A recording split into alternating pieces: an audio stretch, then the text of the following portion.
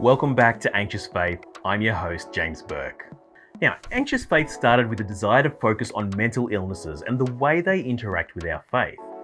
And as we've journeyed together, we've been going through different diagnoses such as anxiety, depression, OCD, and bipolar disorder, and seeking to learn more and find encouragement for how those struggles don't have to keep us from God or engaging in church. And if you've been listening along, you'll know that a key part of what we do is to share the stories and voices of the people with first-hand experiences with these issues. We want to talk to them, not about them. So, with today being the International Day of Autism Awareness, we thought it would be the perfect opportunity to broaden our scope and speak with someone who's autistic, a familiar voice actually, and learn a little about how autism and other neurodiverse conditions can impact someone's engagement with church. Now, hang on, you might say, I thought this was a podcast about mental health and faith. Why are we going to open it up to autism, which isn't a mental illness? And you're right. But the more we talk with people and hear stories and hear from you guys, our community, the more we see a need to widen the conversation even further and start looking at other conditions and diagnoses that often lead to a similar experience with faith that can prove it challenging to connect with God or a Christian community, just like mental illnesses do. Autism is one of them, but so is neurodivergence in general, and even disabilities. So, in the spirit of Anxious Faith, we're not going to approach this episode from afar. This is something our team has first-hand experience with. Maddie, who you might know, is the writer and editor for Anxious Faith, but you may also recognise her from an earlier episode of the podcast where she shared her own journey with depression and self-harm, or even if you listen to the podcast, the ad breaks in the middle of the episodes. But Maddie was also diagnosed autistic several years ago, and has since been on a mission to explore how that diagnosis interplays with her faith and the ways in which her brain can be an asset, but also a barrier when it comes to engaging in faith practices. So today, she'll be the one leading our conversation with Dr. Katie Unwin, a lecturer in psychology at La Trobe University. Katie has a PhD in autism and has done lots of research into this area, and recently has been researching how autistic people's sensory differences impact their experience of church. So, through their conversation, Maddie and Katie hope to help us all learn a bit more about autism and how we can be more accommodating in our expressions of faith for everyone, whether they're autistic or not. So, here's their chat. Katie, thank you so much for joining us. I was wondering if you could share a little bit about yourself, your work background and things you like doing. Sure, Maddie. So my name's Katie, and I'm at the moment I'm a lecturer here in psychology. But by way of background, I did an undergraduate degree in psychology with honours, and then I did a master's in cognitive neuroscience, and then I did a PhD in autism, and it was an experimental PhD. And following that, I did 4 or 5 years of what we call kind of postdoc work, which is working as a research fellow. I did a year at a neuroscience and mental health research institute. And then I did 3 years at an autism-specific research centre here in Melbourne. I was really privileged to do that, and then I entered into the lectureship. So that's my, I guess, professional background, and I'm an autism researcher by both kind of passion and also as a career. But I also love things like pottery and watching movies, and I've got a little 2-year-old boy, so he keeps me really busy. How about you, Maddie? Tell me about you. So I'm Maddie. People might know me from doing the little ad breaks in these podcast episodes, but I'm the writer and editor here on the team at Anxious Faith. So my interest in this topic in particular, and the reason why I'm doing this episode with you today, is because I'm autistic, and I was actually diagnosed back in 2020, which is a big year for everyone, and very big especially for me in that sense. So I was 22 at the time, and it was a big overhaul of my life and kind of my identity and how I'd seen myself, finally kind of getting these answers for the reason why I'd always felt a bit different, or noticed that I perceived things differently from other people around me. So getting that diagnosis has led to a lot of opportunities and a lot of just better understanding of myself and how that fits in with all spheres of my life, and especially my faith, which is something that we kind of get to talk about today, which I'm really excited about. So anyway, I'd love to ask you, what got you into autism research? Why that? Oh, it's an awesome question. I guess The very beginnings of it were that I'd heard about it at university and was intellectually intrigued, right? I heard about this condition that, two people could have the same diagnosis, but they could be vastly different, from the outside, right? So you can have the very typical description of autism, which is of a boy who is running around in circles and, flaps in the corner. And that can be the same diagnosis as a girl, for example, who runs a company. And then this idea for me was that, well, hang on, how can that have any validity, right? If those two people have the exact same condition. So it started off being a really, I guess, intellectual puzzle that I was fascinated by. But then through the course of my early research, I was bringing just everyday people into the lab to run some studies. And I ended up having a mum of an autistic child come in, and she was very quickly just in tears. And from speaking to her, it became clear that there was very little support for her or her child out there. And she felt failed by the medical system, as it were, and didn't really know where to go. And so for the first time for me, autism had this face. It had a face of, at that particular time, which was a long time ago now, of really there not being any kind of provisional support.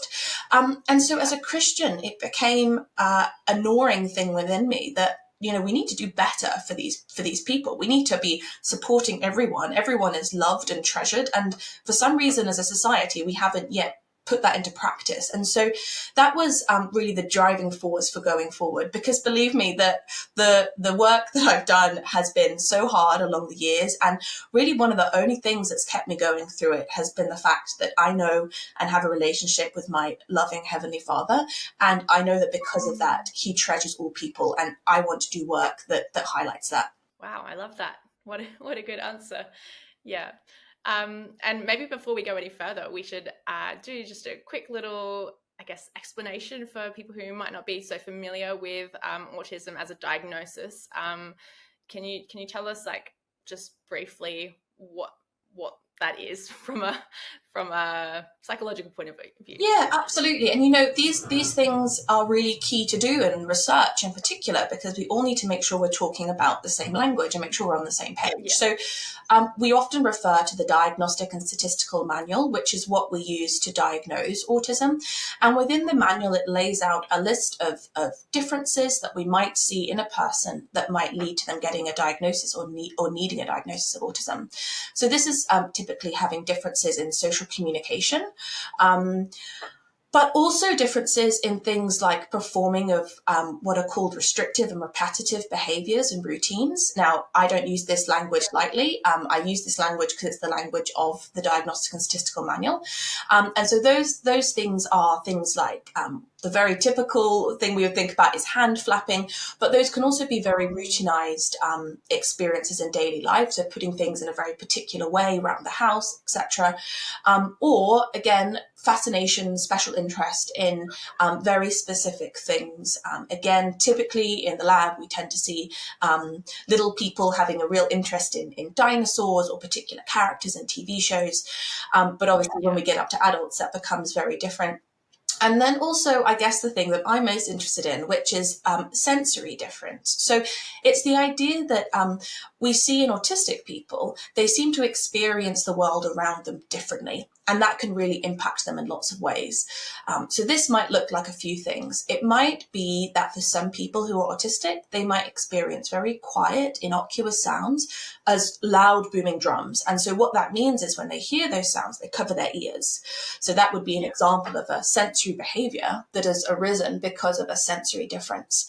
But it can also be other things like, a difficulty with textures, particular textures in food, or even actually really liking particular sensory things, right? So really enjoying particular smells that other people might not enjoy. We can all agree, for example, that, the smell of baked cookies, yum, that would be great. Yes. But also we see in autistic people that sometimes they have what we would call like a sensory seeking around smell. And it might be smells that are particularly unusual that other people might not find so palatable, but they love them, right? So there is a whole variety in experience within this diagnosis of autism. But the Diagnostic and Statistical Manual tries to distill it down into a few categories of things, and those are some examples. Yeah, no, thank you. That was great. And as you were sharing, I was thinking, yep, tick, tick, tick. For when I got my diagnosis, those were sort of the things and the questions people worked through. And a lot of people that I talk to or that I might open up to about being autistic are a bit surprised that you can get diagnosed as an adult. And, how did that get missed as a child? But as you say, you can have such vastly different experiences while still being autistic.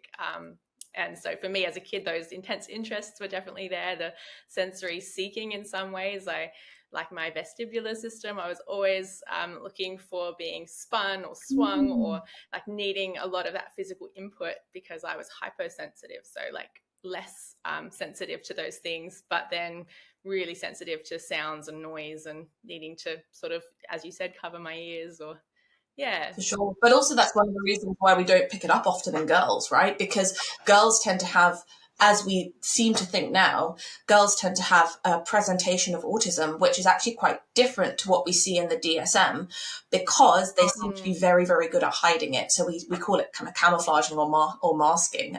So as you were just sharing there about the autism spectrum, that's a word that there's a lot of, I guess, misunderstanding or contention over. Can you, has it always been a spectrum, and are there different diagnoses that sit under that? How does that all work?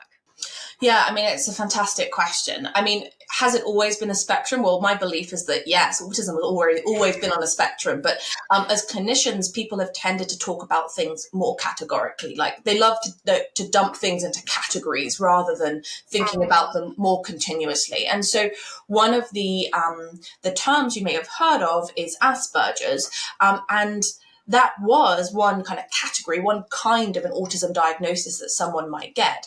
But actually, in the last iteration of the Diagnostic and Statistical Manual that I was talking about before, they've removed that category of Asperger's, and instead they wanted to think about autism as a spectrum.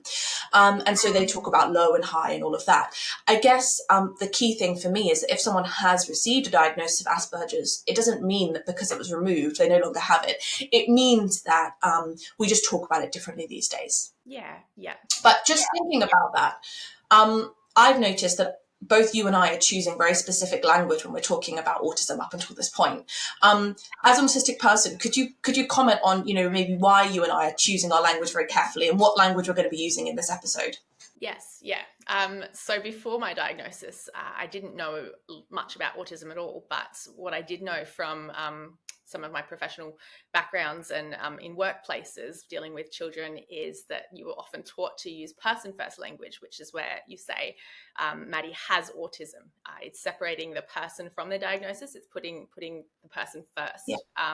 However, since being diagnosed and learning so much more about this world of autism and meeting other people, talking it out, I've come to sort of understand why it seems that the majority of autistic people prefer identity first language, which is where I'm saying I'm autistic. I'm not separating it from who I am.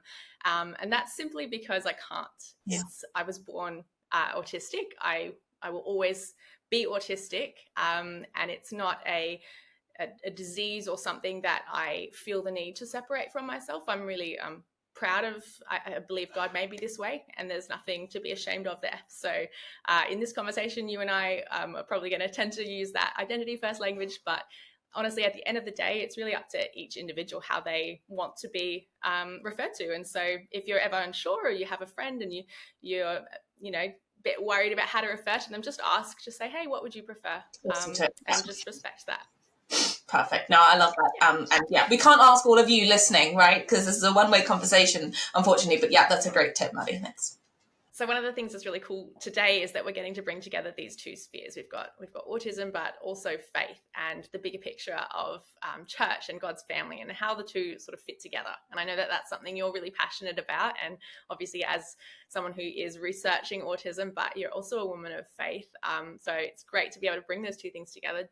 I know you've done some recent research into that space. Would you mind sharing a little bit about that? Yeah, absolutely. So by way of background with my job, I do a whole bunch of different research into different areas. But really what guides my research is this concept that I want to understand sensory differences in autism in order to support autistic flourishing. Like that's my central goal.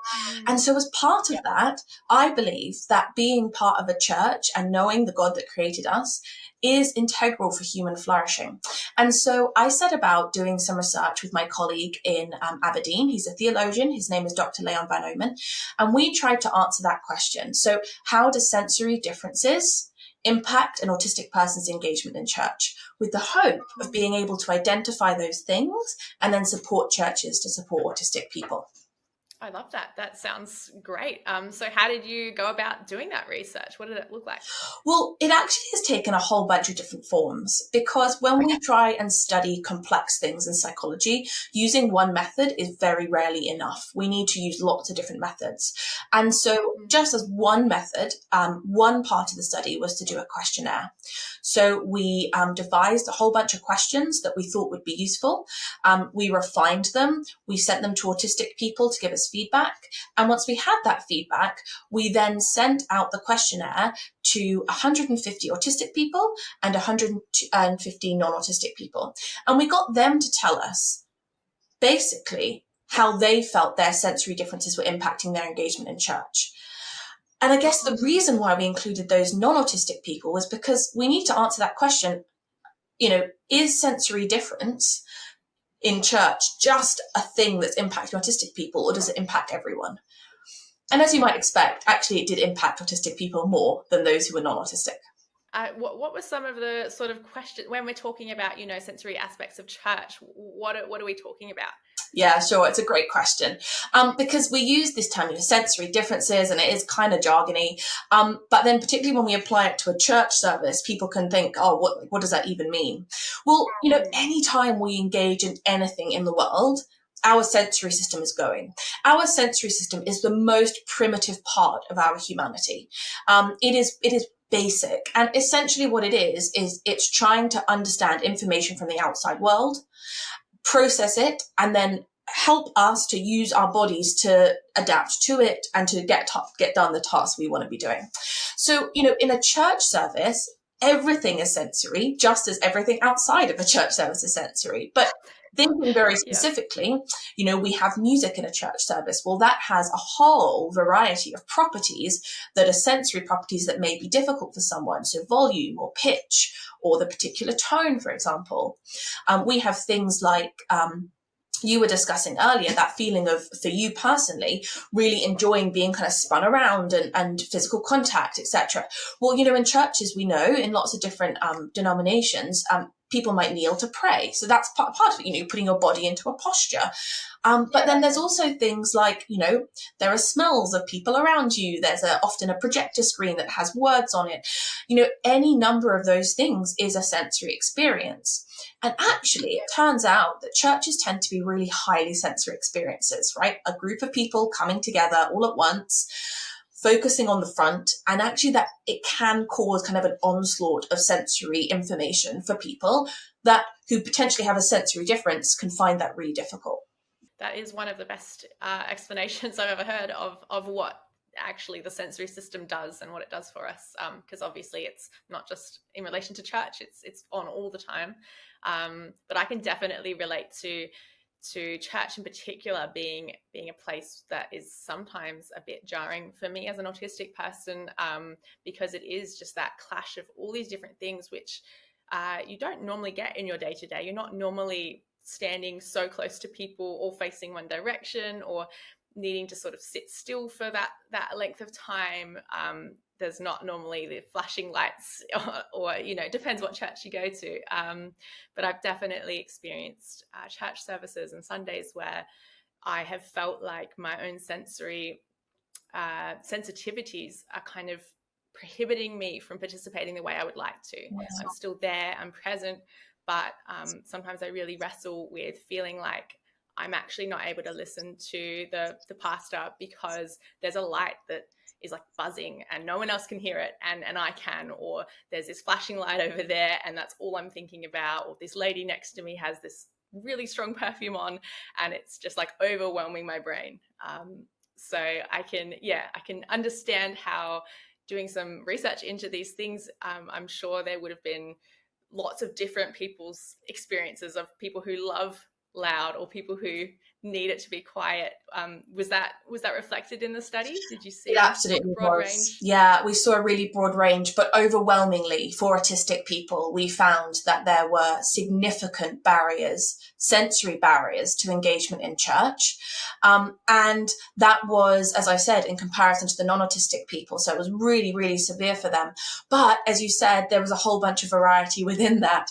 But we also found, again, clearly as a distinction between the two groups, that autistic people felt that being in control of their sensory environment actually helped them to feel closer to God. So that's fascinating. So more so than non-autistic people. What we're thinking about here is it's not just about whether a light is bright or not bright enough, or whether some music is out of tune or too in tune. It actually is also coming back down to this, our feeling of ourselves within that space and how much control we have over it. And that was a fascinating thing for us. Yeah, well, that's interesting, because obviously you can't cater to everybody's needs in a congregation. So that idea of people just wanting to be in control of that, what do you think that could look like in a church service? What would some of those things that a person would want to have control over be? Sure. Well, as scientists, what we often do when we're trying to think about practical considerations is we think about theoretically what's going on in the brain to help us think about ways that we really can be helpful. And, there are theories that would suggest that the reason why this is the case is in autistic people is because it's about how their brain processes sensory information and how the brain actually copes with the current situation it's got based on the previous experiences it's had. For those of you who are interested, you can look at the Bayesian predictive coding theory. That's what I'm talking about here. And so based on that, we know that having control may be theoretically something to do with prediction, being able to predict what's coming up next. And so there are a whole bunch of things that we could suggest from that. So one of the things would be, supporting your autistic congregation members, or if you're autistic yourself, having access to a way to remove some kind of input that you're going to find difficult. Wearing sunglasses, right? If a bright light might be difficult for you, or a flicker might be difficult for you. Having noise cancelling headphones. We know within the education research that autistic people wearing noise cancelling headphones has somewhat shown to be beneficial to support learning. So potentially that would be useful within a church setting. And obviously allowing autistic people to leave the service without judgment, right? That's a big thing here. So having control, being able to feel like, actually, if I'm not doing okay here, I can just get up and leave and take a break and then come back, and that not be a problem. Because here's the thing, Maddie, I could suggest any number of things that might be helpful in a sensory way for the church setting, right? And particularly, providing control would be a really important one, providing predictability. I'd really encourage people to think about that. But actually, at its core, it's about winning the whole congregation over to the cause that autistic people, anyone with a difference in the service, is a valued member of the community and deserves to be supported in their engagement. We see in the Bible passages that talk about the body of Christ being a whole thing that the church makes up little parts of, right? That every person within the church is an important piece of it. We also see passages like in 1 Corinthians 1:10, where it says, and I will read this, I appeal to you, brothers and sisters, in the name of our Lord Jesus Christ, that all of you agree with one another in what you say, and that there are no divisions among you, but that you will be perfectly united in mind and thought. And what we see here is not the case that we should go ahead and make every accommodation for every single person we meet, because you and I both know that's not going to be possible. Because what happens if one person in the church service says, I need it to be quieter, and the other person says, I need it to be louder? What do you do then? This is what I'm suggesting we do. That as a church, we come together and we understand the principles that underpin wanting to do this. Right? So we can all get on board with the fact that we should all be striving constantly to support our autistic brothers and sisters, to be of one mind, to be united in the fact that we know and love one great and wonderful God, and that in him we can try our best to support everyone in the best way. But the most important thing is that we stick close to him in it. So that's the theological side of it, I guess. We want to win people over to that. But then alongside that, what it means practically is, if you are a church minister or part of a church, start the conversation with your congregation. Get autistic people or anyone with a difference to come and tell you, the church leaders, what they might need. And everyone should just be then striving towards making that accommodation, but not for accommodation's sake, but for that ultimate wanting to be united as a group of people. No, I love that image of we're all so different, and church is a place where sometimes the only thing you have in common with the person next to you is that you both love Jesus.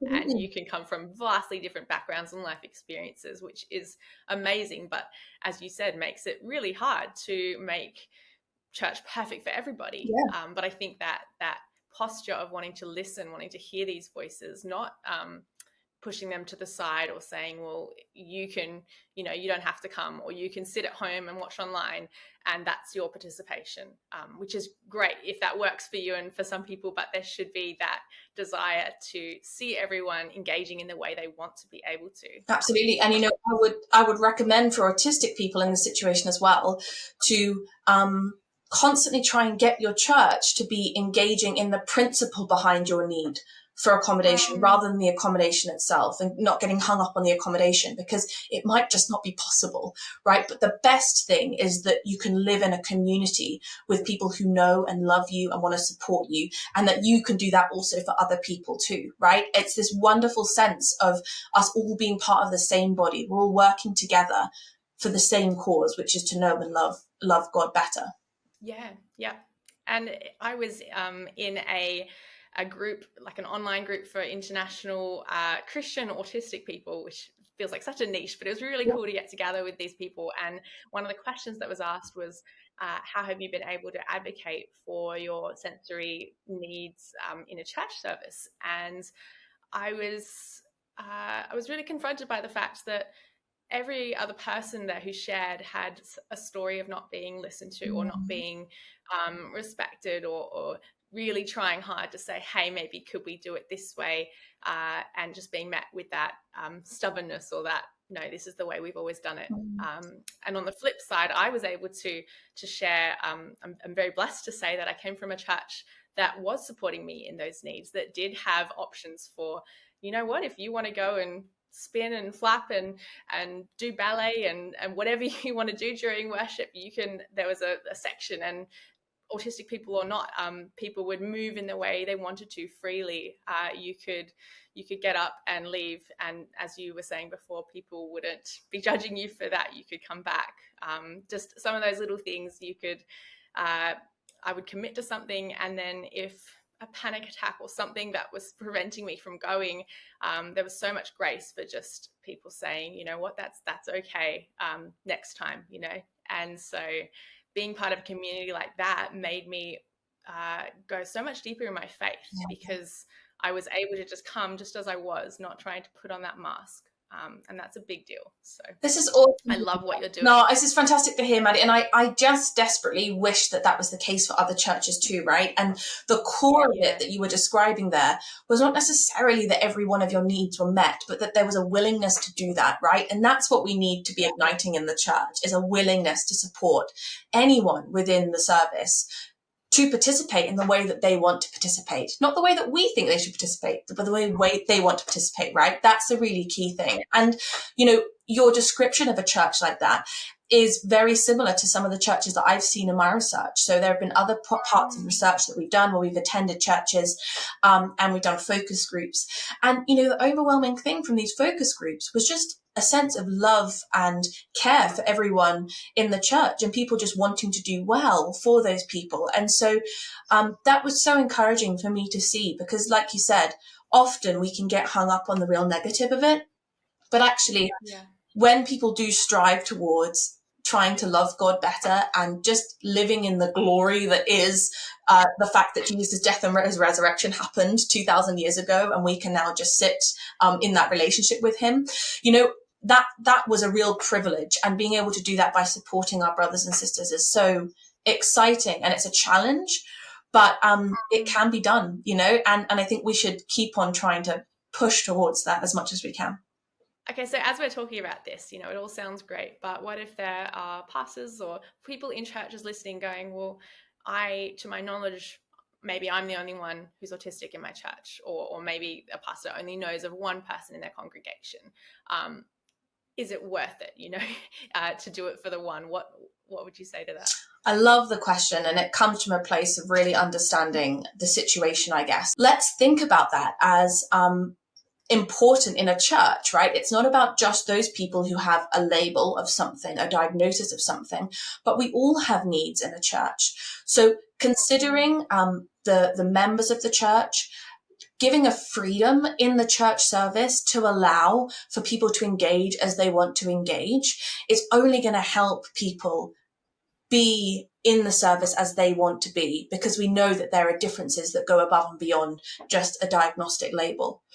But then the second thing I want to say is to come back to that really important point, which is accommodations are important. Yes, we want to think about those for everyone who comes up with those accommodations, but we will never know what all people need, right? Because how can you know what every need is in a church full of 100 whatever people? Well, again, we come back to this thing, like let's be in the Bible and finding out what the Bible says about how we can love each other as different members of the same body, how we can be united in Christ in the way we serve people, because that's going to be the core. That's going to be the best way we're going to love people, rather than trying to do every single accommodation possible.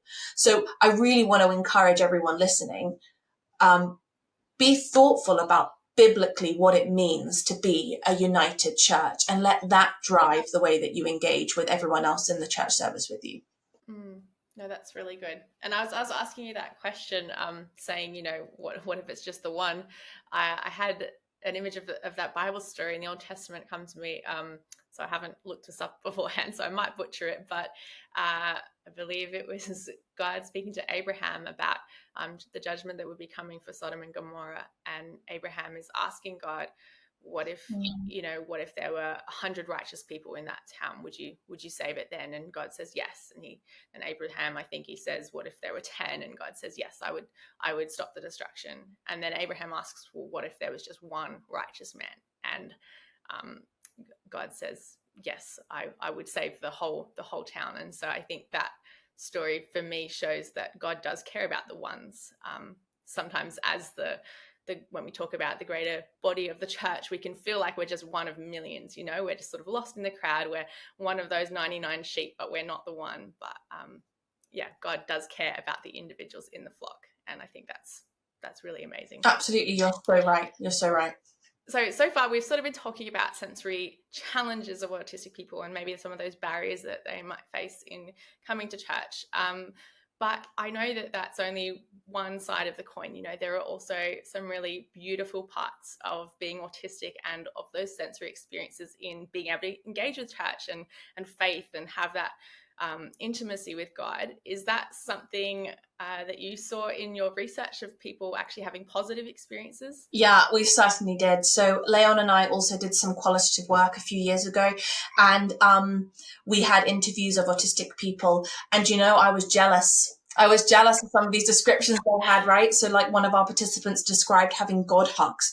So they experienced the presence of God as actually hugging them.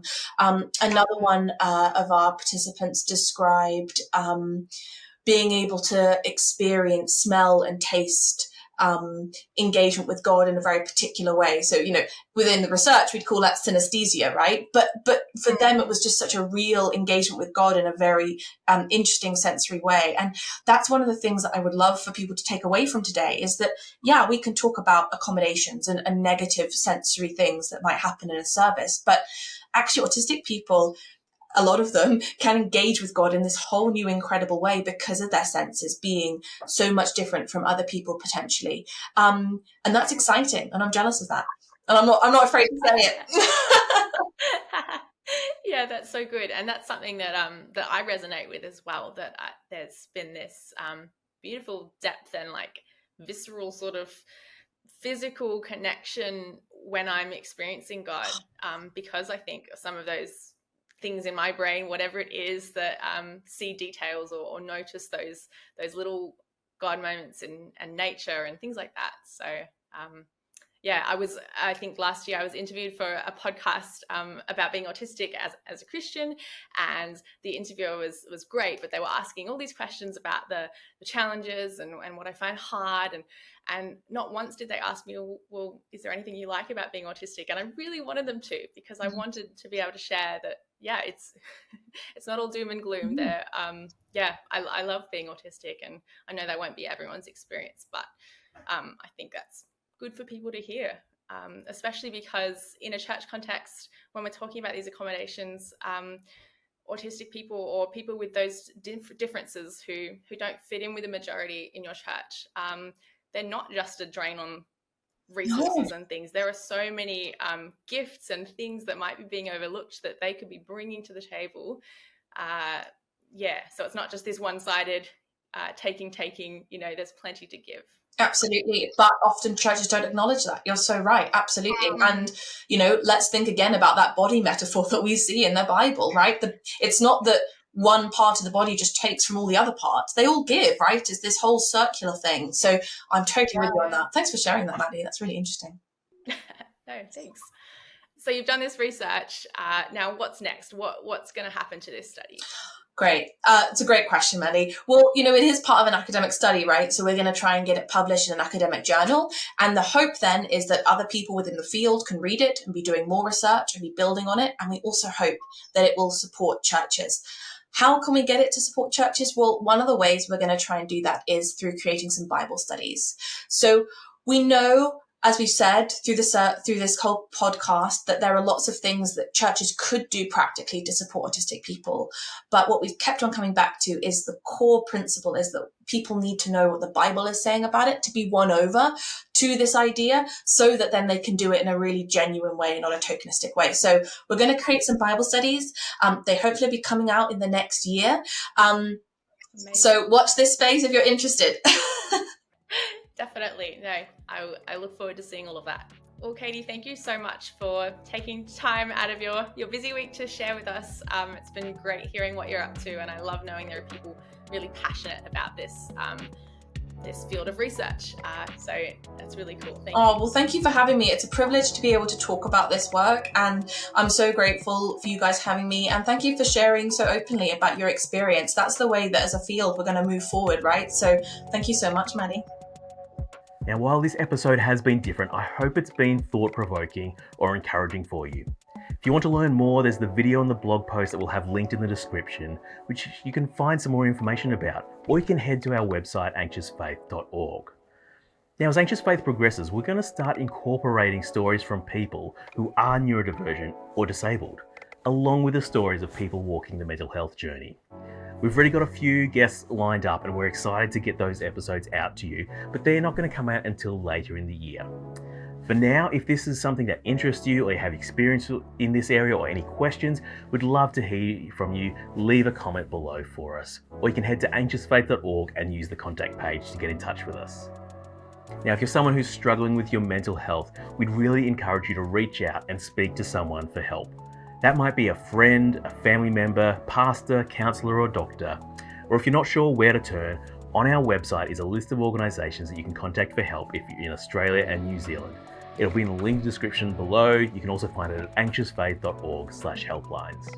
Now, Anxious Faith, as you know, is more than just a podcast. You're here on our YouTube channel, but also on our website, you can find a huge range of content on our blog and resource pages with new content going up all the time. Over there, you can sign up to be on our mailing list or follow us on socials to be the first to hear when new episodes and blog posts come out. You can also be subscribing to us here on YouTube.